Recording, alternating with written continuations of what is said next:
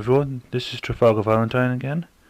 Today I'll be working on another canvas which is 7 by 5 inches, and today I'll be doing this interesting double reflective mandala.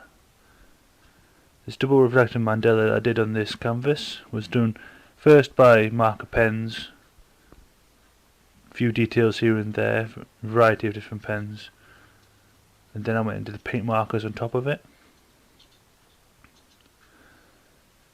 The important thing when working with the mandala that I'm doing now is to make sure that you're doing 4 symmetries all the way around. So basically the shapes that you do have to reflect the next one and be backwards on the other side as well. And the more complex shapes that you have, the more difficult it will be. But you've just got to remember to keep going and doing it one at a time, you're working on, to create a general symmetry around all 4 points. So you could split the image if you wanted to into a quarter section, and that quarter section will mimic the rest. The pens I'm using at the moment is a Faber-Castell brush pen. With the brush pen it flows a lot more easier, especially on this textured surface of the canvas. It's not primed with gesso or anything, so the tooth of it is quite sharp. So a good brush pen gets in between that and stays onto it.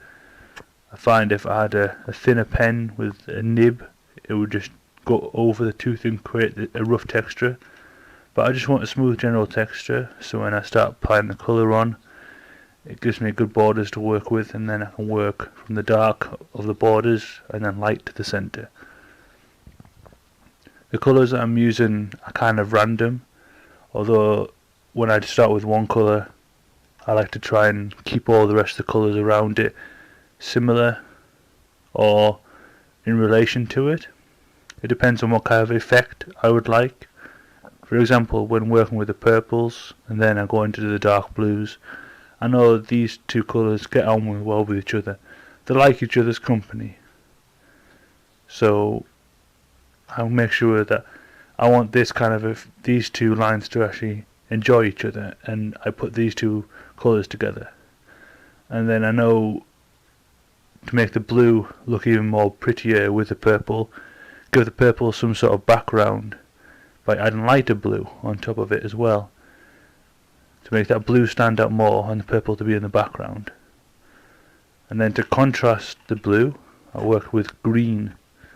And because I want the kind of contrasting effect to be into the centre, to draw your attention more, I'll do the green in the centre. I want the blue effect to still be present in this mandala a bit more, and doing it with white and black on the edges to create a more of a glowy kind of effect. And then again working with a contrast colour or something, or a different colour even completely to what I've done to the mandala, apart from the centre, and we're with the light green again. And then I want this green to really flourish and grow on my picture, so I'm working with some darker greens as well.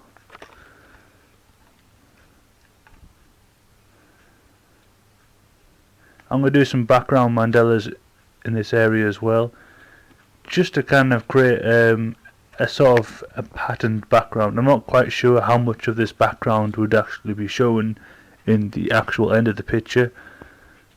I just build up and just go as long as the picture does basically. But if I put effort in the background, the bits of the background that will be shown will still reflect the overall effort.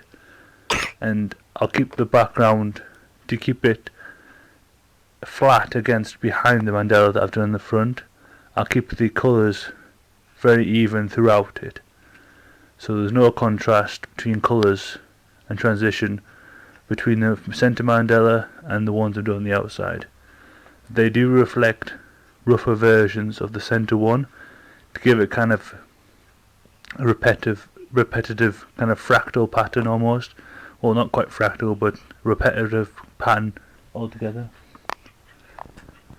And I want it to be in contrasting colours that I haven't worked with. So I've worked with the blues and greens. So now it's working with the reds, oranges and yellows. I feel the contrast between the purples and the blues and the greens in the centre. After I've worked with the colours, I've finished the background and stuff, adding a few grey tones here and there just to even it out. And then we're going to do a bit of spray painting. I'm not really sure what I'm doing, or I've got a plan for it, or what I'm hoping to achieve. I'm just having fun, using a variety of different mediums. I think the spray paint on the outside will give it a nice contrast to the centerpiece that I'm doing. Like I said, I'm not really sure how much of the background I was going to show, so I'm not really bothered how much I cover. It's just I'm doing enough of the effect with the spray paint till I'm pretty much satisfied to what I've done. And to continue finishing up the picture, and we added some puffer paints on top, using a variety of different colours, blues, pinks, purples, and using the vertical tip of the puffer paint to lift up as well. I kind of found the more paint you actually add in a certain spot, you can kind of move it and mould it. It sort of reminds me of when I was trying to balance multiple scoops of ice cream on top of each other. And I just keep working around the border of it. And likewise with the rest of the picture, I am just working with a medium, adding it to the picture, see how far it goes and see where it takes me. And if I'm happy with it and I feel that it's got a good enough effect, I might move on to another medium on top, or come back to it later. We'll see how it goes. These pictures are about fun, it's in the act of creating, and what's left is just a recording of what you created in your mind. You built up a pattern of materials and matter together into a certain picture to create a nice effect. I hope you enjoyed this video. I've got many more coming. If you want to see some more, please subscribe. If you want to like it and share it, feel free to inspire anyone else who wants to draw mandalas. Also, if you're interested in buying this piece, it's on my Etsy shop, and I've got various other links as well where you can follow me on Facebook and things. Thanks very much for watching.